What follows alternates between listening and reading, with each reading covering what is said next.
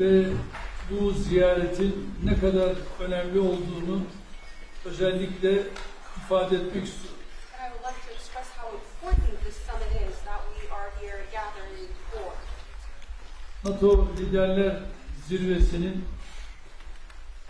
bugün Ankara'da yapılıyor olması ve tüm liderlerin şu anda ülkemizde bir araya gelmesi, yarın değerli dostum Sayın Trump'la birlikte olması bizlere ayrı bir güç katacaktır. The fact that we are convening here today for the NATO Ankara summit and that all the leaders are arriving and have arrived, and we will be executing the NATO summit tomorrow with the presence of President Trump, which will be adding might and strength to our summit. Kendilerine tekrar hoş geldiniz diyorum. Once again, I would like to say welcome, Mr. President. Well, I want to thank you very much. As everybody knows, it's been very much reported. We are great friends.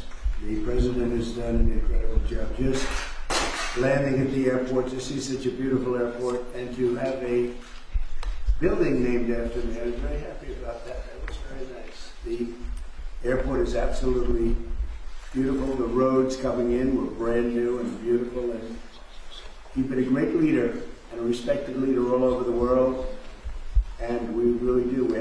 We've had right from the beginning good chemistry. We've had a very special relationship. Turkey has become, under the president, a very powerful country militarily. People don't know how powerful, actually.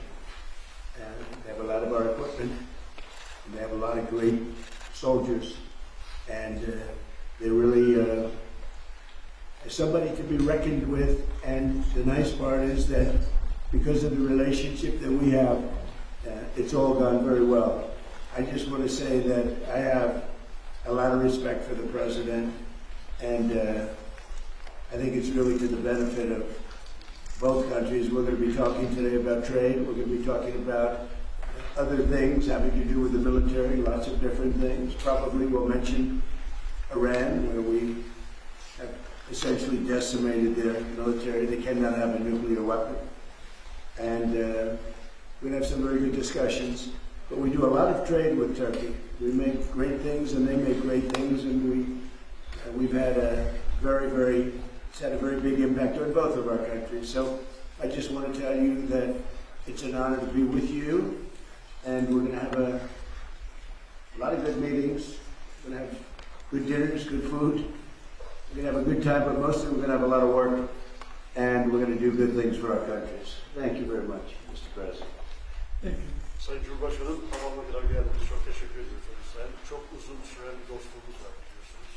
Son derece saygı duyduğum, yakın bulduğum bir insansınız. Buradaki buluşmalarımızda, görüşmelerimizde 3 konudan bahsedeceğiz. Askeri, ticari ve bir de İran konusundan bahsedeceğiz. Gerçekten çok güçlüsünüz. Çok güçlü askeri ve silah sanayi açısından çok güçlü bir yersiniz şu anda. Dolayısıyla teşekkür ediyorum. Çok iyi bir vakit geçirdiğinize inanıyorum. Thank you.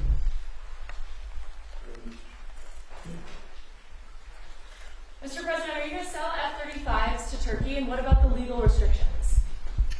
It's a decision we're going to make. We have a very good relationship. I would think that many people, I can tell you, many people, including the people sitting right here, thinks, why wouldn't we do that? We have a better relationship with Turkey, and Turkey has been in many ways much more loyal than other countries that we think would be loyal. So something certainly we would consider. It's a great plane. It's the best, currently the best plane by far. And it's certainly something we will consider, yeah. Mr. President, sir. On the S-400. Yes, Daniel? Mr. President, sir, you said, I think it was last week or 2 weeks ago, that President Erdogan was a big reason you wanted to come to the summit here. What has made your relationship with him so special, in your own words, and what do you broadly hope to achieve here at the summit? You never know why a relationship is special. Some people you get along with, and some people you don't. Sometimes you get along with the toughest people, like him, and sometimes you don't get along with the weakest, most pathetic people. Just don't get along, maybe you don't respect them, but from the day we met, we got along. We had a pastor, so I remember his name was Pastor Brunson, and it was a very big thing, and it was very traumatic. He was sentenced to a long-term prison sentence, and I felt he was innocent, and I called, other people called, they got nowhere. I called the president, and he released him immediately. It was something that the evangelical community will never forget. And he was a good man, Pastor Brunson. So, just things like that, we just it's always worked out.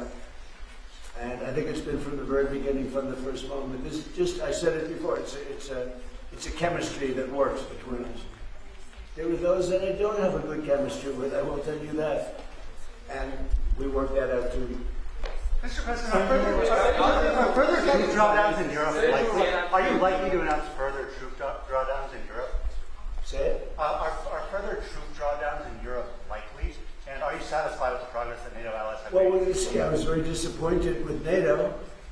And frankly, if it weren't held in Turkey, where my friend happens to be a very strong leader, a very strong person, it's possible that I wouldn't have attended. I felt I had to attend because of the fact that, I know he's gone all out. It was a big thing to have NATO come to Turkey or any place else. It's a big thing. But we weren't treated well because we did something in Iran. We don't need anybody's help. I didn't even want their help. But before I asked, they said they wouldn't be there. And we've invested trillions of dollars in NATO. Why? To protect European countries and others, Canada, etc., but to protect people, countries from, generally speaking, it used to be the Soviet Union, now it's Russia. And I say that's fine, but you would think that they'd be very willing to do something to help us. And they really weren't. In the case of the United Kingdom, the Prime Minister, I guess he's no longer there, maybe because of this. It was a very unpopular thing he did. He said, "No, we'll help after the war is over." I said, "I don't need that kind of help." We didn't need any help at all. And in a way, I was testing people. I was testing to see whether or not they'd be there, because I'd long said that we helped them, but I'm not sure that they'd be there for us. And Italy turned us down, and Germany turned us down, and France turned us down. And it's okay. But, why are we spending hundreds of billions of dollars and they're not there for us? We've always been there for them.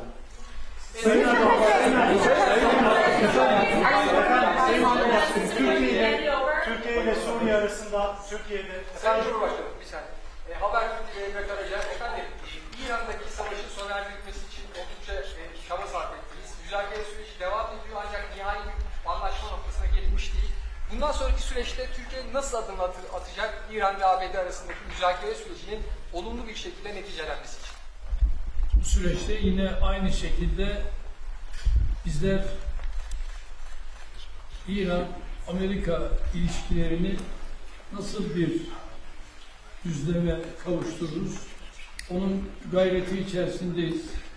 Elimizden geleni yapmak suretiyle dünya barışına bir adım atalım diye gerek şahsım, gerek arkadaşlarım hep birlikte çalışıyoruz.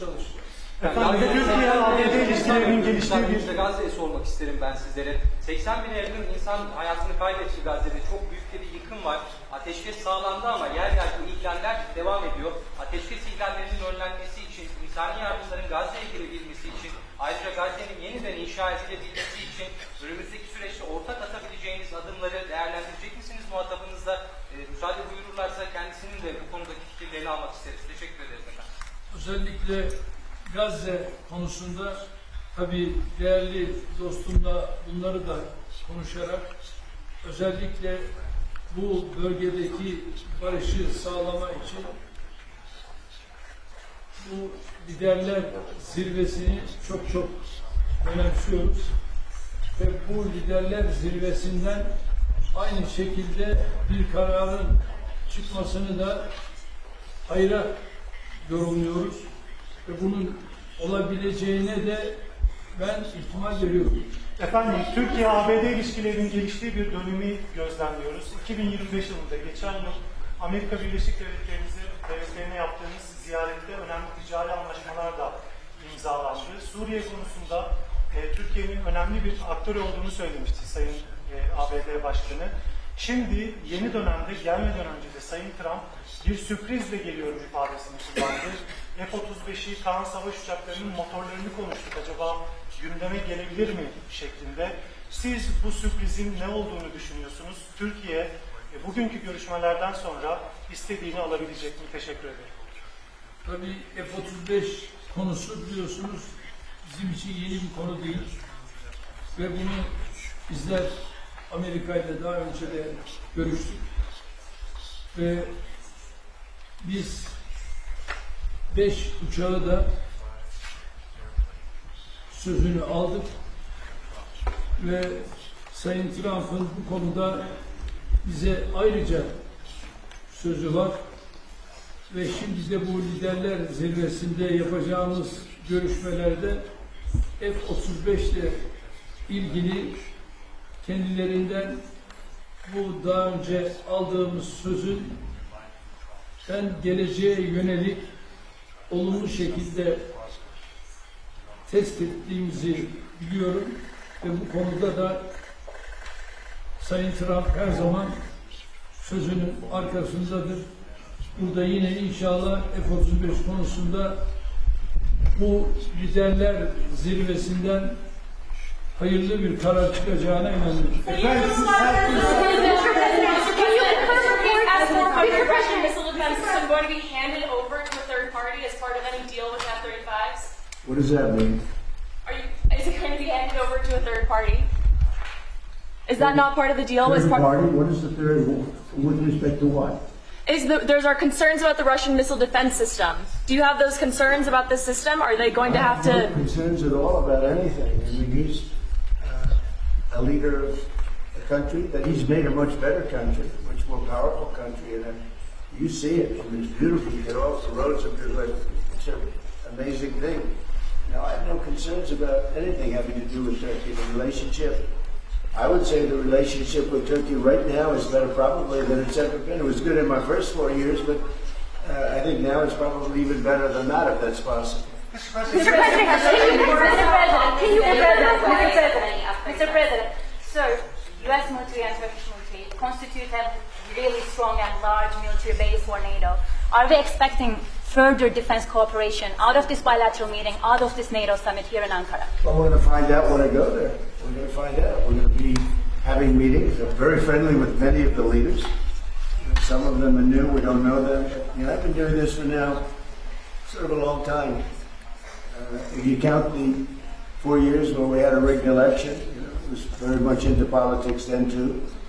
But I spent the first 4 years. I spent 4 years in a little different state, and then we've had an amazing, probably the best year maybe ever had by an American president. When you look at the economy, we have the greatest economy we've ever had. We have $19 trillion, $19.2 trillion to be exact, being invested in the United States. That's 7 or 8 times more than it's ever. It's a world record, not just a U.S. record.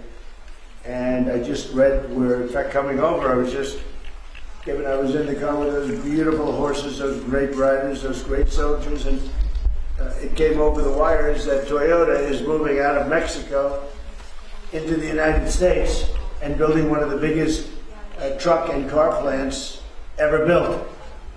It's amazing. That's what tariffs do, properly used. And so we've never had a more exceptional economy or potential economy. There's never been anything like it. Under the last administration, they did much less than $1 trillion of investment coming in. And we're at 19.2 trillion in actually the first 12 months, because that's where it's, really, so we're there a year and a half, so that number is now substantially higher. But 19.2 trillion, Scott, for a period of 12 months. Nobody's ever seen anything like that. So we have by far the greatest economy. We have more jobs right now in the United States than ever before. And we have a great relationship with some countries on trade, and Turkey happens to be one of them. Dünya beşten büyük, efendim Sayın Cumhurbaşkanı, siz her fırsatta dünya beşten büyüktür, daha adil bir dünya mümkündür diyorsunuz. Bugün konuğunuz Sayın Trump, ABD Başkanı, onun da zaman zaman küresel sistemin mevcut durumuna ilişkin eleştirilerini biliyoruz. NATO'nun iki en büyük askeri gücü olarak bu noktada, bu eleştiriler doğrultusunda ortak bir adım, ortak bir girişimde bulunması önümüzdeki süreçte söz konusu olabilir mi? NATO'da iki önemli ülke olarak gerek Amerika gerekse Türkiye, bizler bu liderler zirvesinden de dayanışma içerisinde güçlü bir çıkışı sağlayacağız ve bunu da başaracağımıza inanıyoruz. Sayın Cumhurbaşkanı, 24 muhabiri Yağmur Yıldız, Rusya-Ukrayna savaşı konusunda savaşın başından bu yana ara buluculuk tesis ettiğiniz iki ülkenin Dışişleri Bakanlarını Antalya Diplomasi Forumu'nda bir araya getirdiniz. İstanbul'da çok önemli müzakereler yürüttünüz. Bu zirve kapsamında da Sayın Trump'ın Sayın Zelenski ile görüştüğünü biliyoruz. Nihai aşama olarak hangi noktadayız? Savaşın sonlanması konusundaki iktisatla ilişkin değerlendirmeniz nedir? Teşekkürler.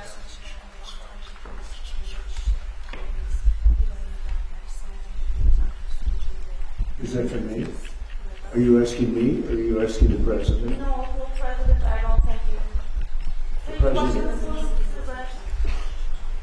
Biz Rusya-Ukrayna arasındaki bu gelişmeleri de yine değerli dostumla burada paylaşacağız, görüşeceğiz ve ona göre de adımlarımızı atacağız. Efendim, A Haber televizyon kanalından Hatice Kübra Bal, benim sorum da aslında az önce biraz yanıtladınız ama Türkiye'nin 5.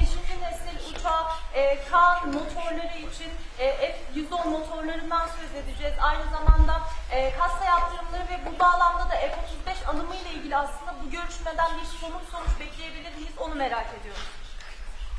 Ben bunu daha önce değerli dostumla görüştüm ve Kaan'la ilgili onun motorları noktasında bu liderler zirvesinde bu görüşmeyi değerli dostumla tekrar bir araya geldik. Onu görüşeceğiz ve inanıyorum ki bununla ilgili bize verdiği müjdeyi burada da tekrar edecektir ve bu müjdeyle de herhalde liderler zirvesinde kendisine teşekkür edeceğiz.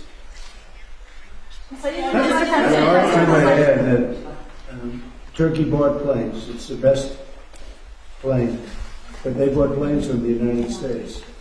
And when you buy a plane from the United States, if there's engine rehab and other things that are done to engines, there's various things that happen, including just maintenance. I think we have an obligation to maintain engines and help them maintain engines. When you buy a plane from us, what are we going to say? You're buying a plane if the engine needs work or if the engine has to be rehabilitated or even upgraded somewhat, but I think we have an obligation to do it. What are you going to do? Say, I'm not going to do that? Look, Turkey's been, I know, a lot of people don't agree, although I think with time they're starting to agree. Turkey has been a great ally for us. Turkey could have gone on the side. They know Iran very well, and they know the problems with Iran. But they've been very instrumental, along with a couple of other countries, of helping. They could have gotten into the fight. And I hear some people saying about their relationship with Israel. They could have gotten into the fight. They're a very powerful military nation. They didn't do that. Maybe they didn't do that because of me. But they could have gotten into the fight on the other side. They are a nation that's been very, very good. And I can speak for myself as president. They've been extraordinary in many ways with respect to our relationship, including trying to end the war with Iran, or whatever you call it. It's not even a war, it's a military operation. It's a denuclearization. That's really what it is, of Iran, because I don't think he wants to see them have a nuclear weapon either. I'm pretty sure of that. In fact, I'm totally sure of that. So, but when they buy a product from us, whether it's a plane or anything else, when it's time for maintenance, I think don't we have an obligation to help them? What are we going to say? We're not going to let you use the product that you spent a lot of money in buying? And especially when it's been somebody that frankly has been more helpful to the United States than many other more traditional countries. Mr. President, you will meet President Zelensky tomorrow, sir. You will meet President Zelensky tomorrow. Should we expect a breakthrough soon? Where are we at Ukraine talks? I do. I had a very good talk with President Putin, who, by the way, has a lot of respect for President Erdogan. A lot of respect for him. We had a long talk yesterday. It lasted a long time. And I also spoke with President Zelensky right after that. I think they both want to make a deal. It's too bad it took so long, but I think there's going to be, something's going to come out, and the president's also helping us with that, but I think there's something, I settled 8 wars, and I think we're going to be settling a 9th. It doesn't seem likely now, but sometimes with war, I see when it's least likely, that's when it happens. I had a very good talk with President Putin. I had a very good talk with, I would say as a combination, a lot of times I'd do well with Putin and Zelensky would be a problem, or vice versa. Zelensky would be great, and Putin would be. They both want to get it settled now. More than that, that's all I do in my life is deals. I know deals. And I think I think we're going to get it settled. Hopefully soon. Last month, 35,000, mostly soldiers, died. The month before that, it was 24,000. The month before that, it was 27,000. And the month before that, it was 29,000. But last month, it was 35,000 young soldiers, mostly soldiers, died. And that's crazy. Sayın Cumhurbaşkanım, savunma sanayi işbirliklerinden bahsediyoruz ancak savunma sanayi işbirliğimizi sürdürebilmemiz için Amerika'nın katsayı yaptırımlarını da kaldırmış olması gerekiyor. Sayın Büyükelçi Barak burada, kendisinin bu konuda aslında mesajları da oldu geçtiğimiz aylarda. Sayın Başkanım da bu konuda olumlu düşündüğünü biliyoruz. Hem ticaret hacmi hedefine ulaşmak hem de NATO zirvesinde burada Sayın Trump gelmeden önce de açıkladılar. Aslında Türkiye'nin hattıyla zirveye katıldığını da açıkladılar ama aynı zamanda katsayı yaptırımlarının Türkiye'ye uygulanıyor olmasında bir tezat olduğu düşünülüyor. Bu noktada, bu görüşmede artık somut bir netice alınabilir mi? Ayrıca siz bunu gündeme taşıyacaksınızdır muhtemelen. Sayın Başkanım da bu konudaki düşüncelerini de alabilirsem mutlu olurum. Teşekkür ediyorum. I can tell you, we're going to be taking the sanctions off. Okay? I don't want him to waste his time answering that question because we're working very closely with Marco Rubio, very famous man, great Secretary of State, and with Scott Bassett, and with Pete and everybody else. We're going to be taking the sanctions off. It's time to do that. Okay? Mr. President, you said that We don't want to sanction friends. It's very simple. There's plenty of people we can sanction, and we are sanctioned. We don't want to sanction friends. And because of the president, we have a very good relationship with the new leader of Syria, and he's done an amazing job. In a year and a half, he's pulled the whole country together. And I have a very great relationship with him. And somebody said, well, he's pretty rough to put him there. I approved him along with the president. We were the two that really wanted him. And he's done a great job. He's done a great job. He's pulled it together. Not an easy job. Mr. President, Can you clarify what you meant with your social media post yesterday with respect to Prime Minister Maloney? That True Social post with the restraining order? Oh, I don't know. I think she's a nice person, actually. We had a bad relationship, but it became a little bad because she refused to help us. Again, I didn't put a heavy press on her, but she refused to get involved with the Hormuz Strait, or you could also say just Iran. She refused to get involved. So it soured my relationship with her a little bit. But I like her. I think she's a nice person, actually. But I think she made a mistake. They get a lot of their oil from. We don't get any of it. We have a lot of oil. The United States has more oil than anybody. And when you add Venezuela to it, it's like we have far more oil than anybody. We don't need the straits. We do this because we think it's an important thing to do. But she just wasn't there for us.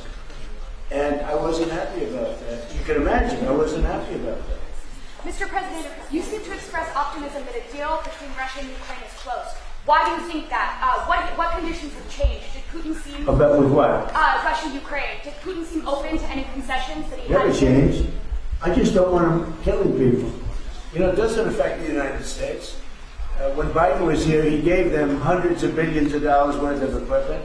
Now I sell the equipment for, fair price, full price. And I sell it not to Ukraine, I sell it to the European Union. They pay us.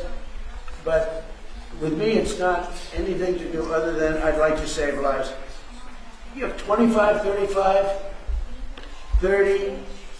One time I hit 41,000 a month souls. They're dead. They leave their mother in Ukraine. They leave their mother and father in Russia, Ukraine. They wave goodbye. And a week later, they're dead. It's crazy. And I would like to see, it doesn't affect us. It's really, it's far away. It affects Europe much more. We're there to help Europe. But it doesn't affect the United States. We have an ocean in between. But, it's just, I can't stand watching what's happening. I've seen the pictures of those battlefields, and it's a drone war. It's a war of drones. It's a whole new technology. And we're actually the leader in drones now. We have the most sophisticated drones, but people wouldn't believe how violent it is. And I've seen the battlefields. They send me pictures. I actually want to say, don't send them to me. Pete, this man right here sends me pictures. Pete Hegseth. And I said, Pete, you know what? Doesn't help to look. I've never seen anything like it. It's carnage. And it should stop. Did Putin seem open to any concessions? Did Putin seem open to any concessions to end the war? Did Putin seem open to any concessions to end the war in your call with him? We get along very well with both, and we're going to get it settled. And President Erdogan is helping us get it settled, as he's helping with Iran.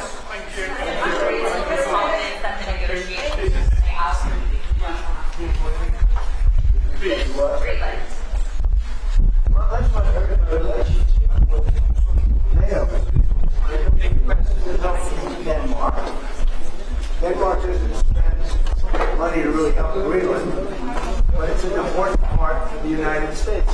And it's surrounded by China ships and Russian ships. And that's not going to happen. It's not going to happen. It was Greenland that, and it continues to be, that should be controlled by the United States, not by Denmark.